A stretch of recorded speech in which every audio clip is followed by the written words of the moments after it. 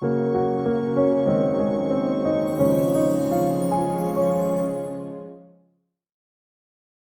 nosso último momento, a gente discutiu um pouco sobre como calcular medidas de posição, de dispersão.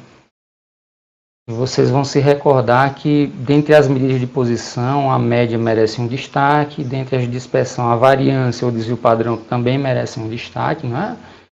E eu vou conversar um pouquinho com vocês sobre como calcular essas medidas, né? Tanto a média e a soma dos valores sobre o tamanho da nossa amostra, quanto a variância e o desvio padrão. O desvio padrão é a raiz da variância, a variância envolve uns termos chatinhos de se calcular, né? A diferença entre cada observação e a média elevada ao quadrado somado, e sendo a variância amostral dividindo por n-1, essa conta para fazer na mão é muito complicada, às vezes a gente erra por um detalhe ou outro, né? Então eu vou ensinar vocês a calcular isso utilizando a calculadora científica. Uma calculadora que não é tão caro de você adquirir, né?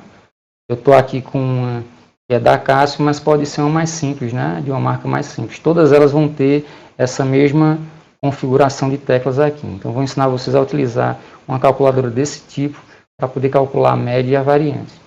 E para isso, eu vou utilizar como exemplo a situação da mensuração de temperatura em graus Celsius, né? Em 3 ambientes. No primeiro, a gente obteve uma temperatura de -1 graus. No segundo, a gente obteve 0 grau e no terceiro, a gente obteve 1 grau Celsius. Tá? Vamos tentar trabalhar a média e a variância e desvio padrão desses casos, utilizando a calculadora científica. Basicamente, o primeiro passo que a gente tem que dar é limpar a memória da nossa calculadora. Tá?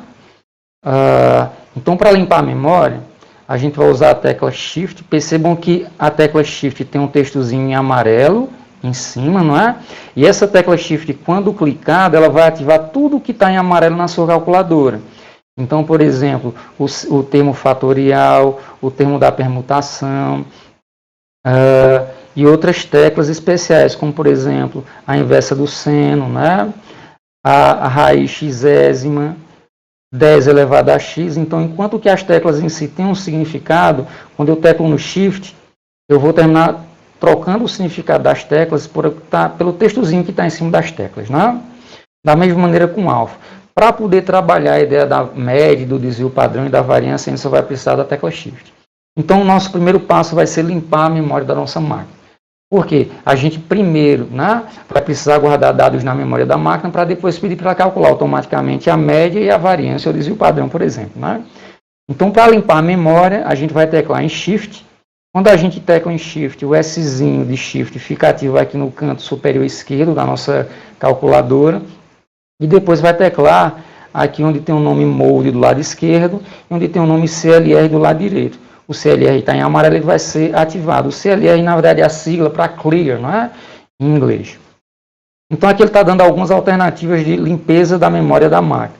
Eu vou limpar tudo que está na memória da minha calculadora. Então, vocês podem entender essa calculadora como sendo um computador de mão que faz algumas operações mais simplificadas, né? Então, clico aqui no número 3, que é equivalente a esse All aqui, para poder limpar tudo que tem na minha calculadora. Já apareceu aqui o texto Reset All, né? Para ele poder ser ativado, eu preciso clicar na igualdade. É como se fosse o meu Enter de um computador. Cliquei em igualdade, apareceu o texto Reset All, e embaixo apareceu esses traçozinhos, indicando que tudo que existia na memória da minha calculadora foi apagado, está limpa a minha calculadora. Agora, para guardar novos dados na memória da máquina, eu desejo guardar esses dados de temperatura, né, que tem aqui na apresentação. Então, agora eu vou fazer uma outra coisa. Eu vou clicar em Mode e vou ativar o módulo SD. O módulo SD, na verdade, SD é a sigla para Standard Deviation, né? Que são operações que envolvem o desvio padrão. Vocês percebem que, para calcular o desvio padrão, por exemplo, eu preciso da média, então a média vai estar embutida nesses cálculos aí. Vou clicar no 2, que é o representante do SD, e já foi ativo o módulo SD. Tem aqui o textozinho SD, ó, aqui em cima, né, no nosso mostrador da calculadora, indicando que esse módulo foi ativo. Agora, o próximo passo vai ser guardar os dados na memória da minha calculadora. Então, a primeira informação é o -1. a segunda informação 0 e a terceira informação número 1. Vou começar a guardar esses dados. Para poder guardar o menos 1, indicando esse símbolo de menos aqui, ó, eu vou teclar nesse menos entre parênteses, que está indicando aqui que vai somente mudar o sinal do que vem depois dele. Então, vou teclar isso, vai aparecer o sinal de menos no mostrador da minha calculadora e depois o número 1. Para poder guardar essa informação na memória da calculadora, eu vou clicar aqui em M+. Ou seja, uma nova informação foi guardada na memória da calculadora.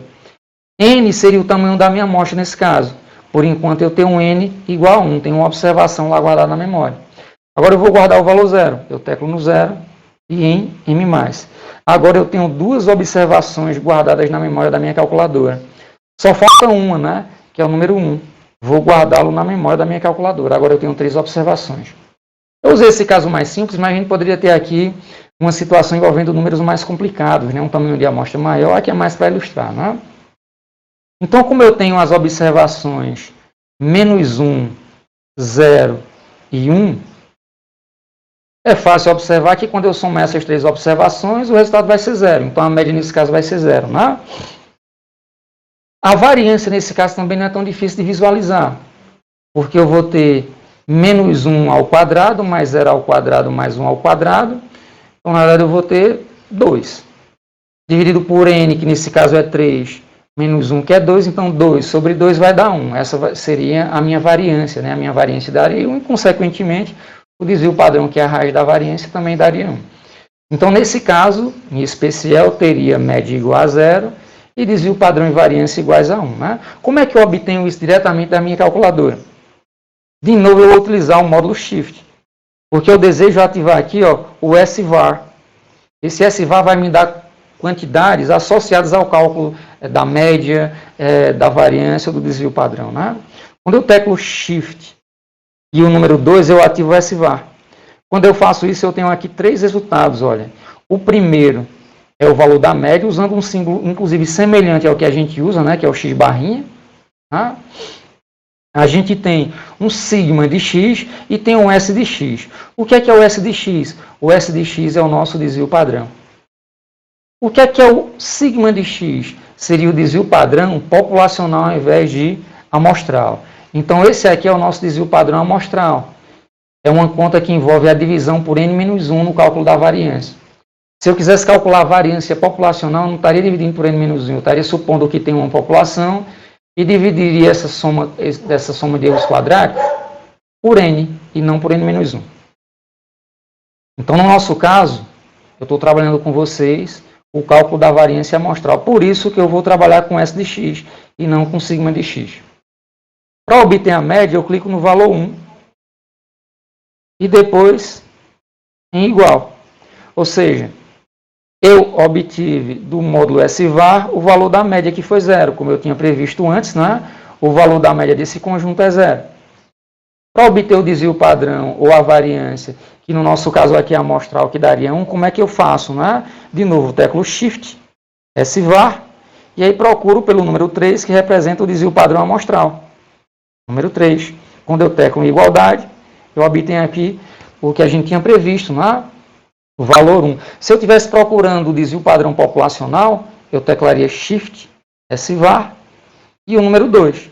Vocês vão perceber que como eu divido por n ao invés de n-1, no desvio padrão amostral, eu vou terminar obtendo um valor menor para o desvio padrão. Né? Estou dividindo por um valor um pouco maior. Né?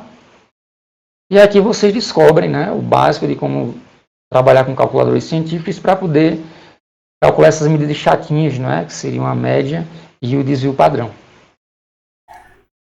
Eu te agradeço se você puder dar um like e se inscrever no nosso canal.